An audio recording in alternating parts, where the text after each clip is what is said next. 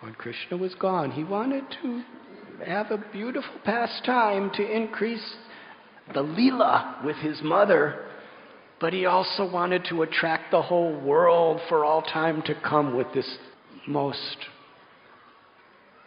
sweet Leela. Krishna was thinking, why did my mother leave me for anything else? And he picked up a stone that was used for grinding spices, and he broke the clay pot where the butter was being churned, and it started dripping everywhere. And then Krishna, he went to a little storage room, and he opened it up, and he locked it from inside, and he started stealing butter from there. And then he went to another place, and there was a wooden grinding mortar. Krishna climbed on top of it, and there was a clay pot of butter hanging from ropes from the ceiling. And he reached into it and ate it. And then he called his friends and started feeding his friends. And then he called the Vrindavan monkeys and was feeding the monkeys. Meanwhile, Yashoda Mayi came back and she saw the pot was broken. And she saw little tiny butter footprints of Gopal, and she followed the footprints. And being a mother, she wanted to teach Krishna that he shouldn't be so restless because it wasn't safe. Because parents' duty is it's their responsibility to teach their children morality and ethics and proper behavior so that they could have a prosperous life in the future. That was Yashoda Mayi's feeling. So she picked up a little thin stick just to scare Krishna. And she was following the butter footprints. And she came into this little courtyard, and there she saw Krishna. He was feeding monkeys butter, and he was eating butter. And he looked so nervous. He kept looking in all directions to make sure his mother wasn't coming. But the monkeys saw her with the stick. And she very, very softly walked up to him. And suddenly, the monkeys started jumping outside and jumping out the windows and going up into the trees. And Krishna turned around, and his mother was right there. He jumped off the grinding mortar and ran away. Yashoda Mayi ran after him. Krishna ran and she ran and he ran and she ran.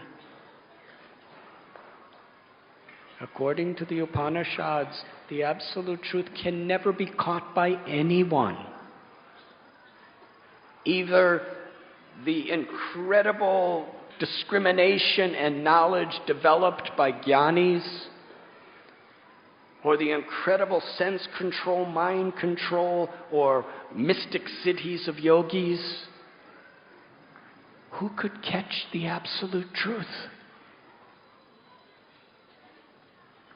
But Yashoda Mayi, she was running after him. And as she was running, flowers, malati flowers, were falling from her hair. Jiva Goswami tells that those malati flowers were falling from their hair. The flowers, their personal feeling was that Krishna, Parabrahman, is running away from Yashoda. This is the power of her love. How great she is. I shouldn't be on her head. I should be serving her feet. So they jumped off toward her feet. Krishna allowed himself to be caught by the hand by Yashoda. Satyavrat Muni in the Damodarastakam we sing each night during this month of Damodar is offering beautiful prayers describing such a visualization of this pastime. Krishna's breathing very fast. His limbs are trembling. He's crying. He's crying, and the mascara, the kajal that's around his eyes is mixing with his tears and making beautiful streaks across his face.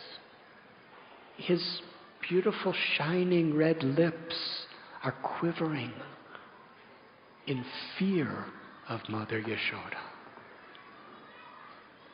And Krishna said, "Please, put down that stick." And Yashoda Mayi threw the stick away. And she said, "Gopal, why are you such a thief?" And little Gopal, he was trembling.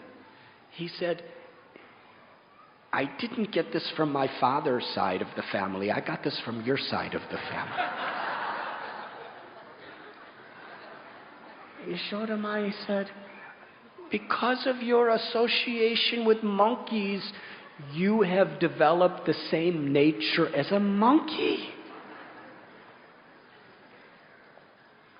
And Krishna was very much afraid. He said, "If you think I'm a monkey, then I will go and live in the forest with the monkeys."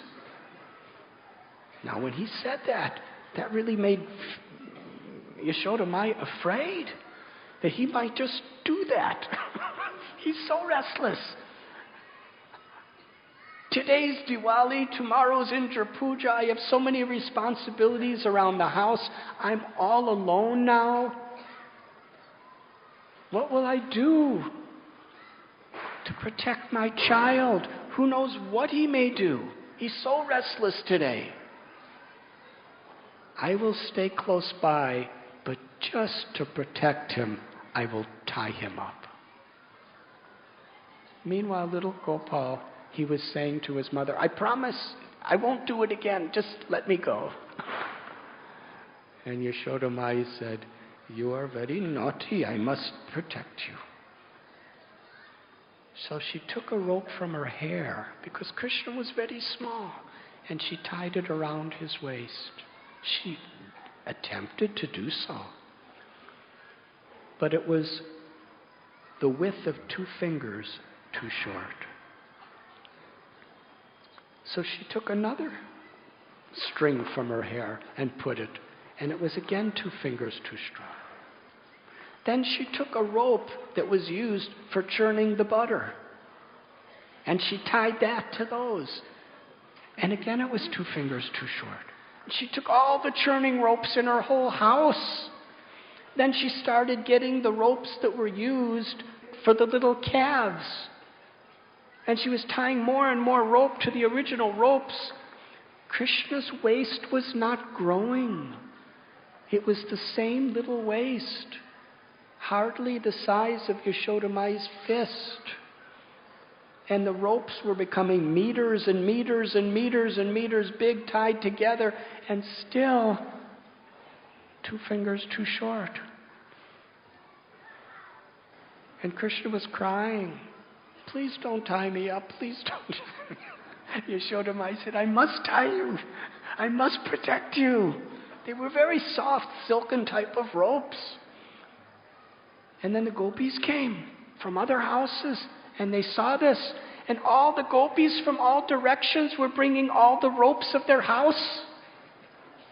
And there were so many different color ropes. There was yellow ropes and blue ropes and purple ropes and green ropes and orange ropes and white ropes. And they were all being tied by Yashoda Mayi to the pre-existing ropes. And again, 2 fingers too small. How is that possible? You were listening to Radhanath Swami on devotionalnectar.com.